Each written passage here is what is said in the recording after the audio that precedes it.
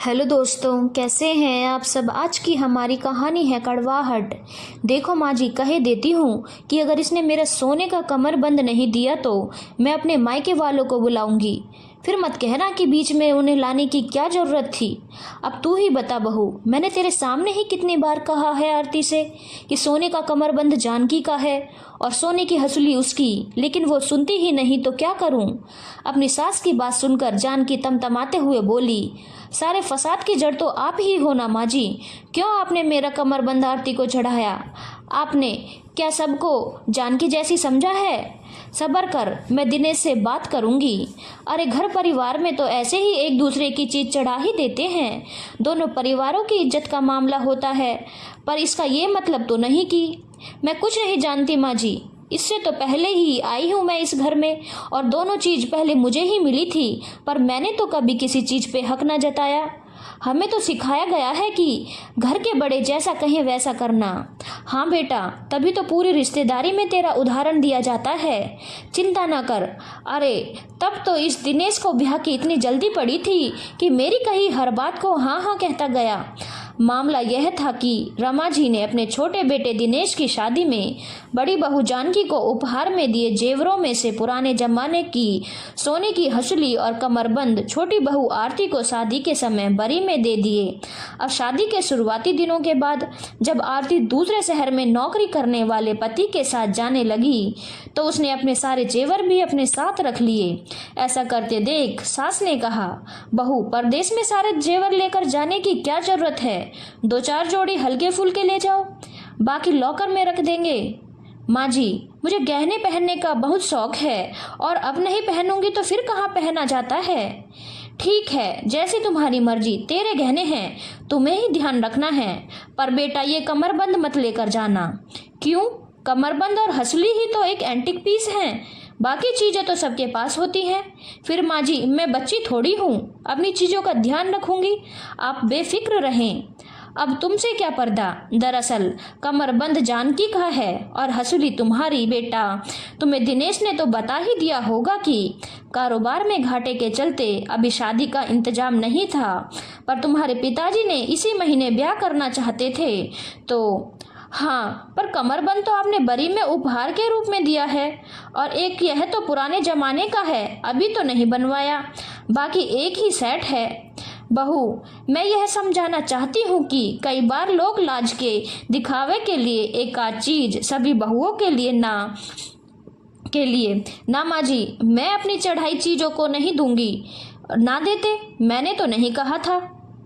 इतना सुन कहकर आरती तो अपने कमरे में चली गई, पर जानकी के कान खड़े हो गए, क्योंकि जिस अंदाज में नई नवेली आरती ने सास के सामने चटर पटर की थी उसे देखकर जानकी मन ही मन डर गई कि खाली सोने का कमरबंद उसके हाथ से निकल गया और पहली बार उसने भी सास के सामने मुंह खोल दिया।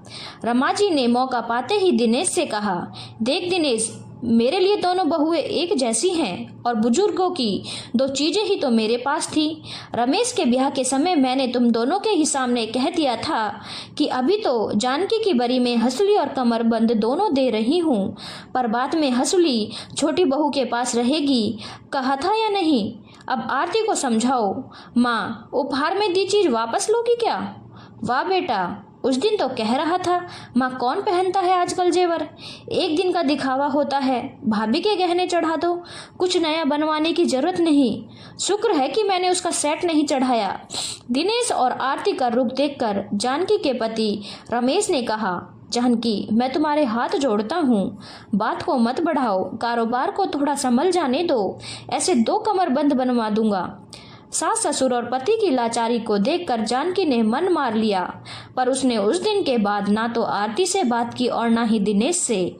बरसों बरस बीत गए, जब तक सास ससुर रहे जानकी ने देवर देवरानी के आने पर कोई रोक टोक नहीं की, पर उन दोनों के देहांत के बाद साफ कह दिया, हमारा और तुम्हारा रिश्ता माँ जी और बाबूजी के ही कारण था। मैं नहीं चाहती कि ऐसे बेईमान लोगों की परछाई भी मेरे परिवार पर पड़े। तुम अपने घर खुश रहो और हम अपने मकान और दुकान में हिस्से के पैसे तुम ले ही चुके हो। इस तरह दोनों सगे भाई एक दूसरे के लिए अजनबी बन गए। दोनों भाइयों के बच्चों को केवल इतना ही पता था कि किसी बड़ी लड़ाई के कारण परिवार में इतनी कड़वाहट आ गई है कि जो चाहकर भी नहीं मिट सकती। यहाँ तक कि रिश्तेदार भी एक का जिक्र दूसरे भाई के सामने नहीं करते थे। समय बीतता गया और देखते ही देखते बच्चे ब्याहने लायक हो गए। आज जानकी की बेटी का विवाह था। खूब चहल पहल थी। बस रमेश को भाई की कमी खल रही थी। कैसा भी था, भाई था, पर जानकी को किस मुंह से कहे, क्योंकि वक्त ने तो उसे वादा पूरा करने का अवसर भी नहीं दिया था। बेचारा कई बार कहता, माफ करना जानकी, तुम्हारे लिए कमरबंद बनवा ही नहीं पाया, शायद तुम्हारा कर्जदार ही मर जाऊंगा। कैसी बात करते हो, मेरे नसीब का ही नहीं था, अगर होता तो मेरे पास रहता। बेटी विदा होकर चली गई। दूसरे दिन सभी कामों से निपटकर रमेश कन्यादान की रकम गिनने के इरादे से कई दिनों से संभाल कर रखा हुआ बैग निकाल कर लाया और जानकी से बोला, आओ ये रुपये और दूसरे उपहार देख लेते हैं, शाम तक सालू आ जाएगी तो उसका सामान उसे दे देंगे। कॉपी में लिखे रुपयों में से मिलान करने के बाद सारे मिले उपहारों को देखा और कॉपी बंद करने के इरादे से जैसे ही उठाई कि एक नए पन्ने पर नजर गई जहां पाजेब, अंगूठी और कमरबंद लिखा था। कमरबंद किसने दिया? दोनों के मन में अपने कमरबंद की यादें ताजा हो गई। देने वाले का नाम लिखा था दिनेश कुमार। फटाफट बैग टटोला तो एक थैली में 3 मनमोहक गिफ्ट पैक दिखाई दिए।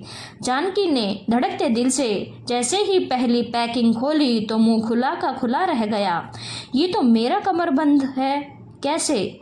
रमेश ने तुरंत कन्यादान की जिम्मेदारी संभालने वाले अपने बुआ के बेटे को फोन बुलाया। भाई साहब, यह क्या, आप थोड़ी देर के लिए यहाँ आ सकते हैं? उसके बाद फुफेरे भाई ने बताया कि दिनेश का बेटा इसी शहर में नौकरी करता है और वही कन्यादान में कमरबंद देकर गया है। रमेश और जानकी को हैरान और परेशान देखकर भाई साहब ने कहा, मैं अभी फोन करके नितिन को बुलाता हूँ, उसी से बात कर लेना। आधे घंटे बाद ही नितिन आ गया, एकदम दिनेश का हमशक्ल। रमेश का दिल किया कि उसे गले से लगा ले, पर जानकी की तरफ देखकर खुद पर काबू किया। आते ही नितिन ने ताऊ ताई के पैर छुए और फिर सकुचाते हुए बैठ गया। अगर तुम शादी में आए थे तो मिले क्यों नहीं? और कन्यादान में यह कमरबंद क्या तुम्हारे माता पिता ने भिजवाया है? पर नितिन के कुछ बोलने से पहले ही भाई साहब बोले, जानकी, जब यह 11वीं कक्षा में था, दिनेश रंगे हाथों रिश्वत लेते पकड़ा गया। करीब 1 साल से जेल में पड़ा रहा।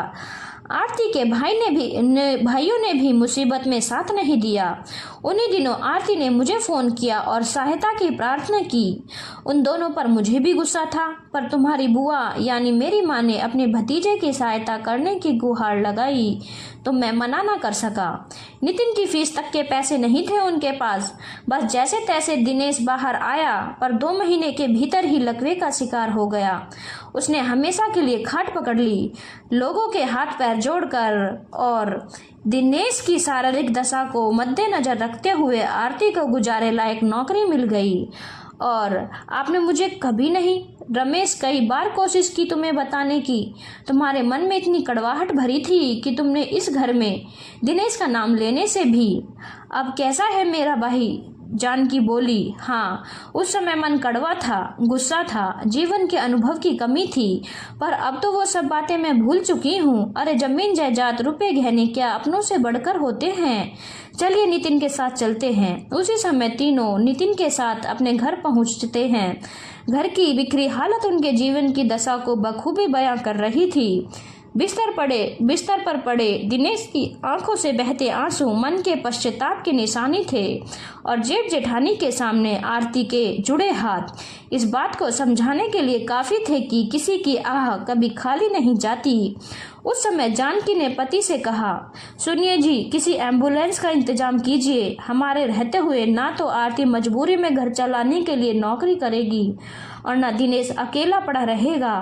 भगवान ने जो दिया है आराम से गुजारा हो जाएगा। नितिन बेटा, जरूरी सामान बांधने में माँ की मदद करो, बाकी सामान बाद में अपने ताऊ और भाई के साथ आकर बाद में ले जाना।